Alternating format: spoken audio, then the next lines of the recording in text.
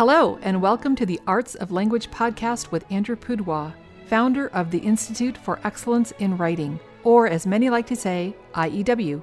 My name is Julie Walker, and I'm honored to serve Andrew and IEW as the Director of Marketing. Our goal here is to equip teachers and teaching parents with methods and materials which will aid them in training their students to become confident and competent communicators and thinkers.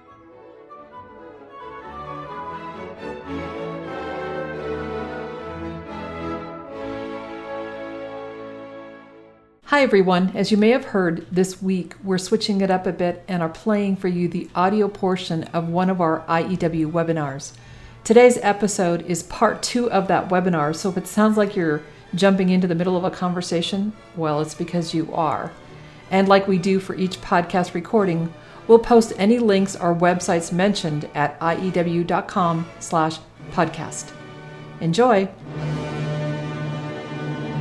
Let's take a look at this sequence of pictures. This is from our set of pictures that is available to you. We used this, I think, in the student continuation course level A. And so you kind of see, all right, you got the 3 pictures. You got the guy sitting in the chair with the lamp. He's reading something. Then in the next picture, the lamp is beginning to melt, it appears. He's looking at it, probably thinking thoughts, maybe a little surprised, who knows. And then in the third picture, the lamp appears to be completely melted. And he is not there anymore, although he has left the book on the arm of the chair. So, what could be done with this? It's a series of 3 pictures. Our goal would be to write 3 paragraphs. So I would have the students set up their page somewhat like you see here with the topic sentence. I wouldn't necessarily put that on their paper, but for us it's a reminder to remind them that what they put on that line would be the facts, the things that they see in the picture, and that and kind of no more, not necessarily what do they surmise or expect or assume, but just what do they see. Then you fill up the whole paragraph with the rest of that stuff. So what I'm doing right now is I'm going to write on a piece of paper an outline somewhat like the one you see and you will see on the successive screens. And I'm going to kind of create this outline as I would if I were teaching a class using a whiteboard. And you can kind of follow along. And then if the technology spirits are cooperative, I'm going to hope to scan this and send it to our tech person, who will attempt to then put it on the screen and show it to you. However, I will confess I am not the best about being creative and imaginative, so I would really enjoy your help. And if you would be willing to participate by putting into the chat box some ideas, putting some answers to questions that I may ask, then that would be perfect. We have the first picture, the guy sitting there. Let's give him a name. He looks to me like a Seymour or an Oliver. No, let's make it a Seymour. Seymour is very nice because he'll see more than he expects tonight. All right, so Seymour is in the chair reading by lamplight. Of course, I've already used up my 3 keywords, so I would have to decide to squeeze in a 4th keyword or just remember the idea of the lamplight, or maybe I'll just draw a little lamp there. Now, what is Seymour thinking or feeling? What happened before this picture? Why is he sitting in the chair? How's he feeling? Maybe you can type in a few suggestions there for me. He just changed the light bulb. Okay, I like that. He just had dinner. Good. All right, so He had dinner and then changed the light bulb, which I guess had burned out. Reminds me of a joke some IEW teacher made. How many IEW teachers does it take to change a light bulb? The answer was, depends on how long is the checklist. I thought that was pretty funny. All right, he just had dinner. He changed the light bulb. Okay, what else? He is studying for a test. He had a long day at work relaxing. I like that. Long day. He looks a little old for a test. I don't know if those are headphones or just his hair. What do you think? Might be better if it was headphones. He'd be a little less connected from his physical world around him. Long day. He's ready to relax. What's he reading? Meditations for Catastrophe. The pithy sayings of George Patton. He's not reading a TWSS, Kelly. I assure you on that. Our book is bigger than that one. A Phantom, Phantom comic. I like the Phantom. That fits well with the weirdness of the lamp. Let's go with that. He's reading Phantom comic. He's listening with headphones. Now, in our line with our weirdness, what could we have him listening to that would fit with the Phantom comic? Listening in his Bose high quality sound canceling headphones. What's he listening to? Well, probably not Old Mystery Theater because he's reading. Wow, yeah, I think music. It's got to be music. Phantom of the Opera, Copeland. Maybe Copeland. Rush Limbaugh. Well, that would be enough to cause him to look a bit worried.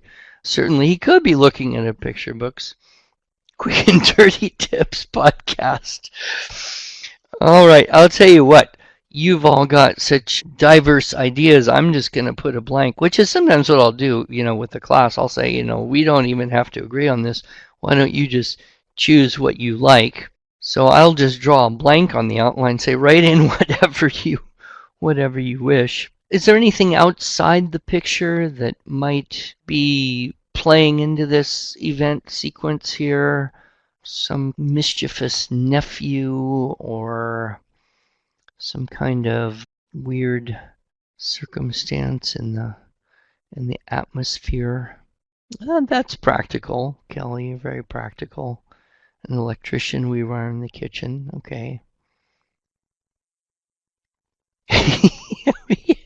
Kim, you're going to be fantastic at this. I just love your answers. He recently entered into the witness relocation program. A thunderstorm. I like the thunderstorm. That adds to the creepiness of it, too. So outside, there's wild thunder and lightning. All right, so what I've got here so far is Roman numeral 1, Seymour, comma, chair, comma, reading, and then a little lamp icon. Then I've got dinner, changed light bulb, long day, relax, read Phantom comic, listening Bose. I got a little headphone symbol, another comma, and then a blank line for people to put whatever he's listening to. Outside thunder, lightning, and then below that just put the word clincher. Years and years ago, when I first started teaching this, I kind of did what the Canadians did, and that was to have the students put next to clincher the same keywords as were in the topic, Seymour chair reading. But what I found is that can be a little bit constraining and that it's not essential to make the whole program work. So now I don't try to pre-think the clincher.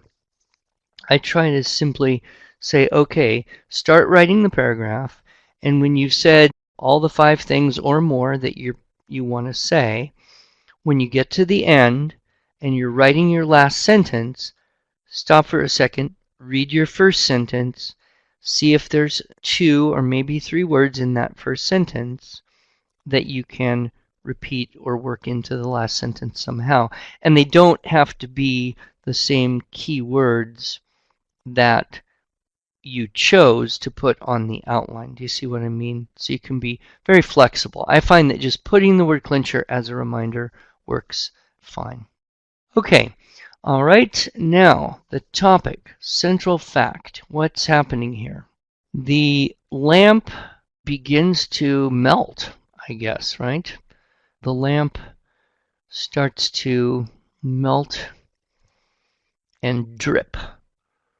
So I guess that's what the central fact is. So we'll put that lamp, melt, and drip. Okay, now Seymour.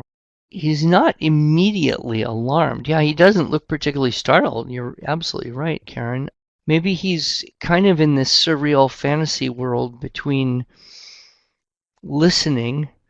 Oh, maybe he's listening to Philip Glass. That could take people out of reality.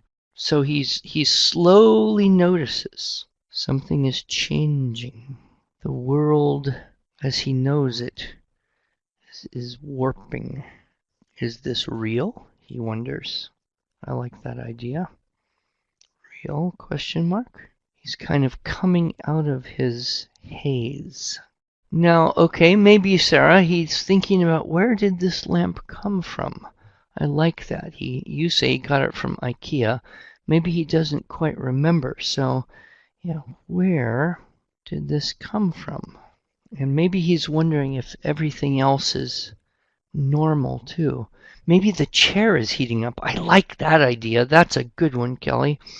The chair starts to heat. Maybe even the book itself. The book itself grows warm, and Seymour realizes he's in hell. he died and woke up in hell. Sorry, I don't know about that. The book is warm, and so Seymour is highly confused. All right, so now on my keyword outline here, I hope you've got something similar.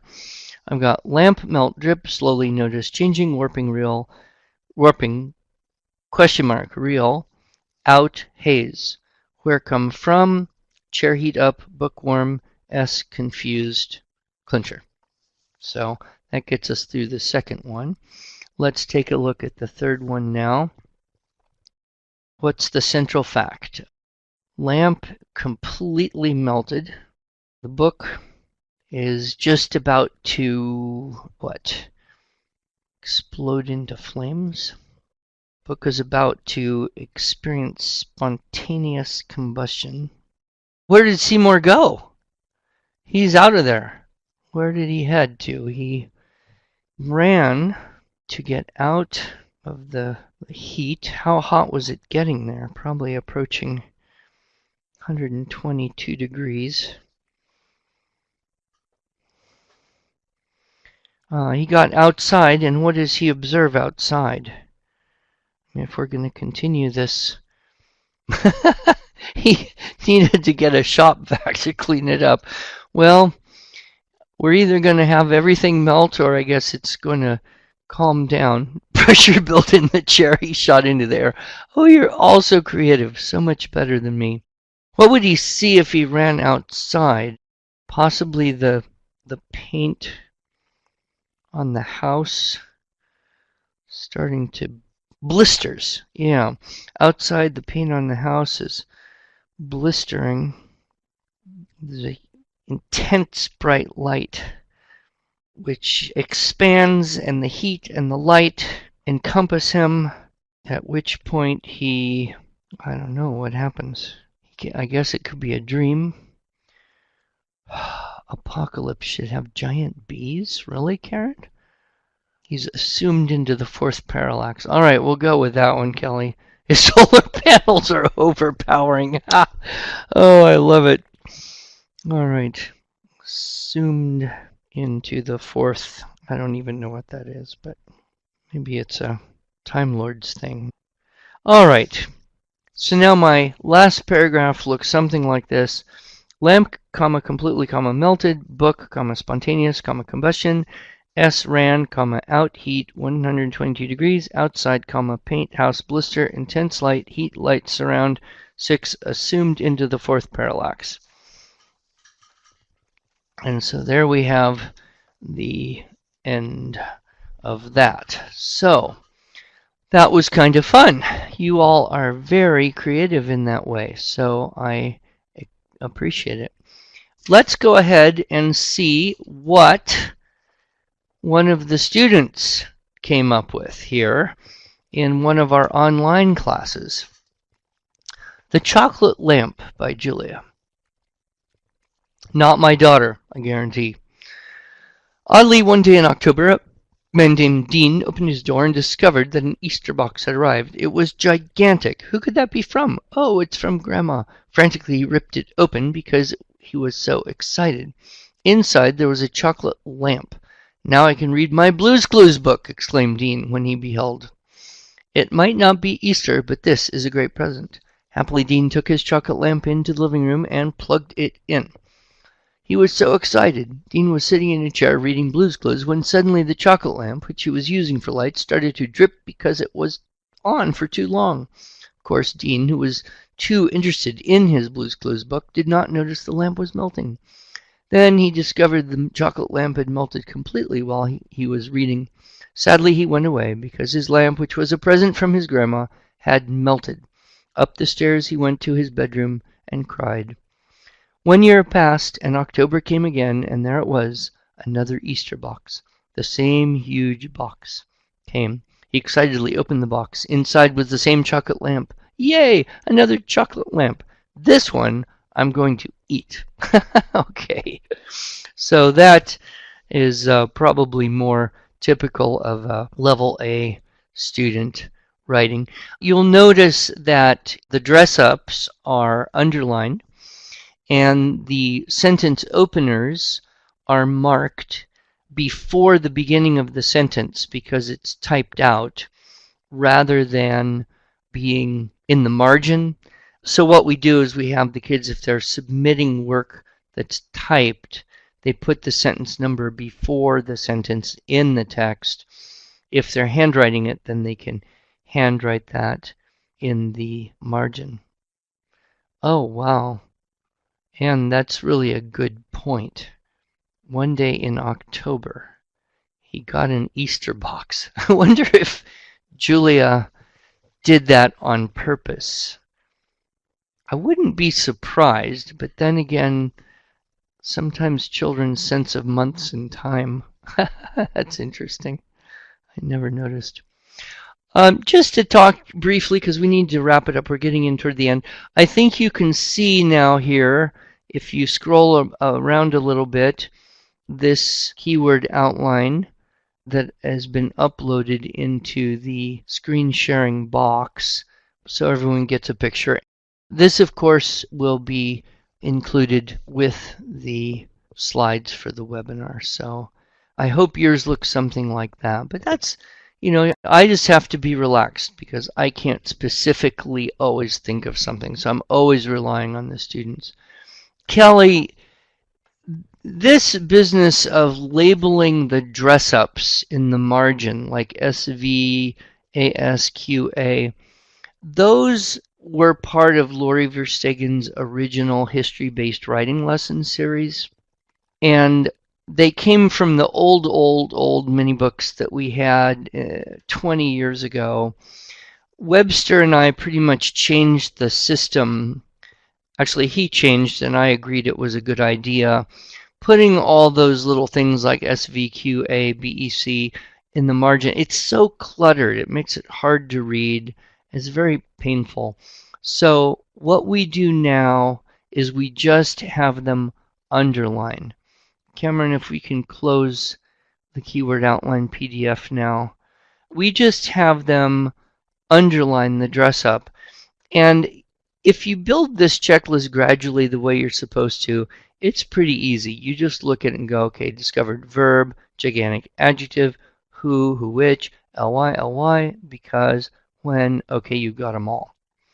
And so you don't have to belabor the point of marking it. If you underline it, you pretty much you know what it is. The biggest confusion I find is students mixing up verbs and adjectives. And that's very understandable because English is not well inflected, and so a word could be a verb, and it could also be used spelled exactly the same way with no change at all, and it could be an adjective or even a noun in some cases. Take a word like golf. It's we golf every week. Verb. I like golf. Noun. Get in the golf cart. Adjective. So it exhausted me, right? The exhausted teacher. Adjective, verb. So usually get a little coaching there. You're going to need it anyway. But if you just see the underlines on the student paper, you can figure out, okay, what's their point of confusion, and try to help explain, suggest some substitutes. So I don't like it all, and I've never done that stuff in the margin, and I believe we're taking it out of the new theme-based lesson books. So I think it's going to die, and I hope so too. So Unit 5 is important. It's a relief of constraint by facts and logic. It requires some thinking skills, have to be able to ask some questions, reinforces the topic clincher, and it's what I have found is a good weaning step between the dictated content of Unit 3. Here's the story, retell it. Unit 4, here's the facts, retell them. Okay, Unit 5, now you got to make the stuff up. You got to come up with it from your mind somehow. And then Unit 7 is you don't even have pictures. It's just you, your brain, and whatever you happen to carry around in it. So it's a good weaning step from the dictated content to that blank page. Even the most unimaginative people, like myself, can develop some imagination working with pictures. And of course, I think it's easier in a group, and it will help later with Unit 8. You can see some more student samples at the Magnum Opus magazine.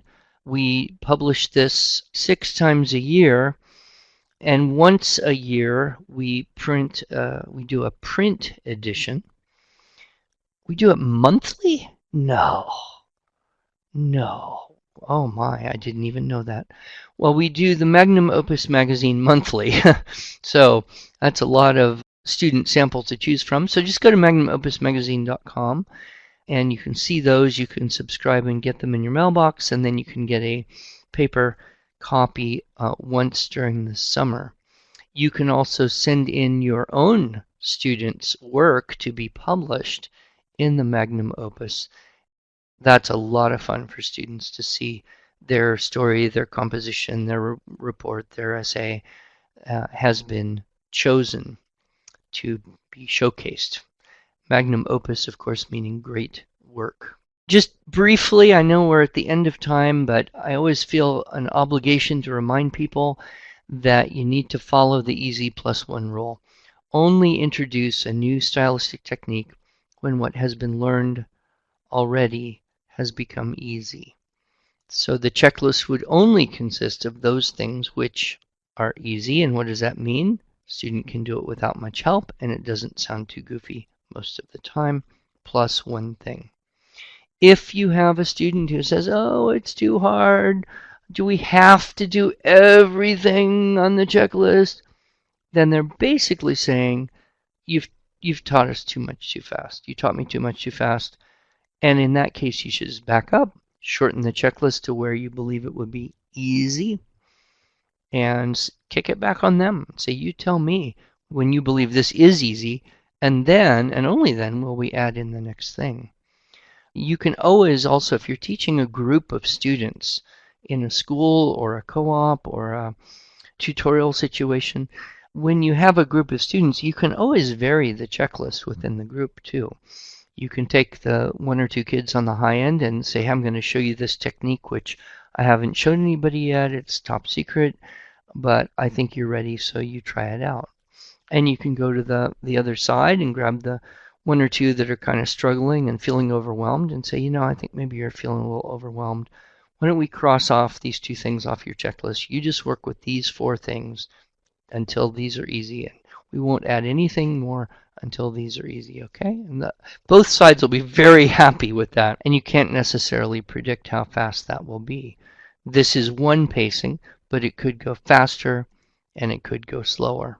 We did have some great questions. I don't know if there's any questions still hanging out there. I do like to try to end on time to respect your time, and I know you all have probably families that need more of your time.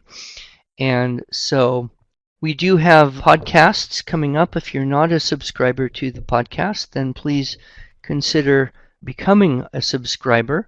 You may not find all of them so interesting, but quite a lot of them I believe you will find quite useful. And we have now over a year of podcasts in the backlog, and those are all available for you as well. And then, of course, we'll have our 12 Days of Christmas in the older tradition, starting Christmas not before Christmas, but starting Christmas on Christmas. So from December 26th to January 6th, we'll be giving away things each day. So next month's webinar, January 15th, and you'll get a notice of that. And it looks like that's the end of the slides. So if we want to start our lovely Respighi music, we'll say goodbye, good night, have a joyous Advent, and a blessed Christmas, a very happy New Year. I hope the weather treats you all the way you hope, that you all get under your Christmas tree what you want. And if you don't, of course, there will be the IW's 12 Days of Christmas to fill in for that loss. So God bless you all, and do not grow weary in doing good.